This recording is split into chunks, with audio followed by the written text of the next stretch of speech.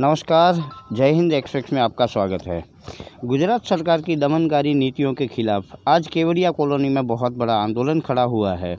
Statue of unity के अगल बगल के 14 गांवों के लोगों को अपनी ज़मीनों से बेदखल किया जा रहा है। वह ज़मीन एक्वायर करके डेवलपमेंट के नाम पर आदिवासी लोगों को वहां से हटाया जा रहा है। इस पूरी स्थिति में 20 से 25 हज़ार लोग को क्षति होगी। केवड़िया के लोगों ने जेल भरो आंदोलन भी शुरू किया है और आदर्श गांव बनाने का भी विरोध किया है। यहाँ पर गौरतलब बात यह है कि सरदार सरोवर की जो योजना आई थी, तब सरदार सरोवर में डूब के में जाने वाले गांव भी आज तक नहीं बस पाए हैं। तो फिर केवड़िया कॉलोनी के इन 14 गांवों की क्या स्थिति होगी, वह तो आने वाला वक्त ही बताएगा। दोस्तों, मैं राज वसावा पिछले कई दिनों से इस कोरोना महामारी के चलते पूरे दुनिया और पूरे भारत में लॉकडाउन की परिस्थिति का निर्माण हुआ है। एक तरफ भारत की सरकार ऐसा कह रही है कि आप सभी घर में रहें, सुरक्षित रहें। दूसरी तरफ जो दुनिया का सबसे टॉलेस्ट स्टैच्यू है, स्टैच्यू ऑफ यूनिटी, जो कि नर्मदा डिस्ट्रिक्ट में, गुजरात के नर्मदा डिस्ट्रिक्ट में केवड़िया कॉलोनी क्षेत्र में स्थित है।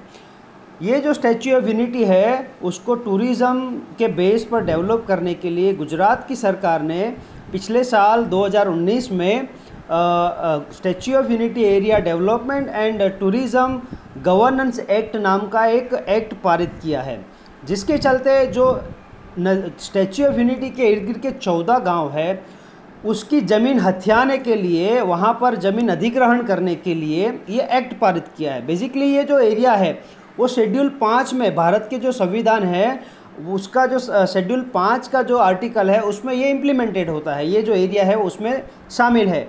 उसका मतलब ये है कि कोई भी व्यक्ति या कोई भी सरकार ये क्षेत्र को, इस एरिया की ज़मीन को नहीं ले सकते।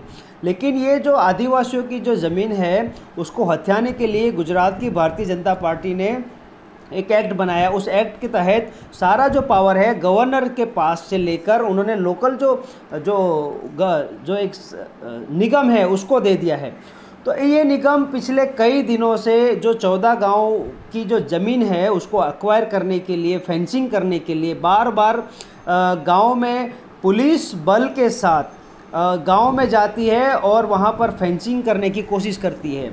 ये जो ज़मीन एक्वायर की गई है वो ना ही किसी आदिवासी व्यक्ति से परमिशन लेकर की गई है, ना ही ग्राम सभाओं की मंजूरी से ली गई है।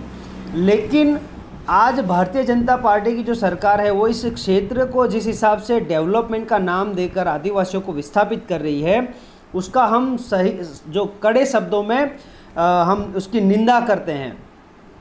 आज भी कुछ गांवों में पुलिस फोर्स को लेकर सरकारी निगम के जो कर्मचारी है वो गांव में गए हैं। गांव में जाकर जो वहां की हमारी कुछ लोकल एक्टिविस्ट महिलाएं हैं, बहनें हैं, उनको घर में से निकालकर उनको मारा गया, पीटा गया और उनको डिटेन करके पुलिस स्टेशन में ले जाया गया है। उन महिलाओं के साथ साथ कुछ पुरुषों को भी उन्होंने डिटेन किया है। करीबन 15 जितने एक्टिविस्ट को पुलिस प्रशासन ने अरेस्ट कर दिया है। उनको घर में से निकाल के उनको अरेस्ट किया है।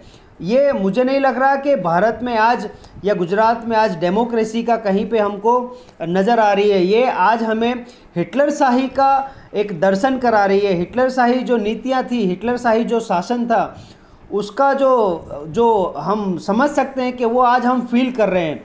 तो हम इस जो आज की जो घटना है उसको हम कड़े शब्दों में निंदा करते हैं और सभी मीडिया से, प्रशासन से ये रिक्वेस्ट करते हैं कि हम आदिवासी हमारी ज़मीन को बचाने के लिए, हमारे क्षेत्र को बचाने के लिए संवैधानिक तौर पर हम प्रोटेस्ट कर रहे हैं। हमने कभी किसी भी कानून का उल्लंघन नहीं किया, हमने किसी भी कानून को हाथ में नहीं लिया। फिर भी ये जो सरकारी प्रशासन है, जो भारतीय जनता पार्टी की सरकार है या पुलिस फोर्स है, जिस हिसाब से हम आदिवासियों के ऊपर अत्याचार और दमन कर रही है, इसके खिलाफ आप सभी को आवाज़ उठानी चाहिए, मेरा ऐसा मानना है। और केवड़िया कॉलोनी के आदिवासियों को उनको न्याय मिले, उनकी ज़मीन उनको वापस मिले, ऐसा एक मूवमेंट में आप लोगों को भी साथ देना चाहिए। ऐसा मेरी आप लोगों से एक रिक्वेस्ट है। Thank you. दोस्तों, इतिहास गवाह है कि वर्तमान की कब्र पर कभी भी भविष्य का निर्माण नहीं होता और वर्तमान की कब्र पर कभी भी इतिहास भी बुलंद नहीं होता।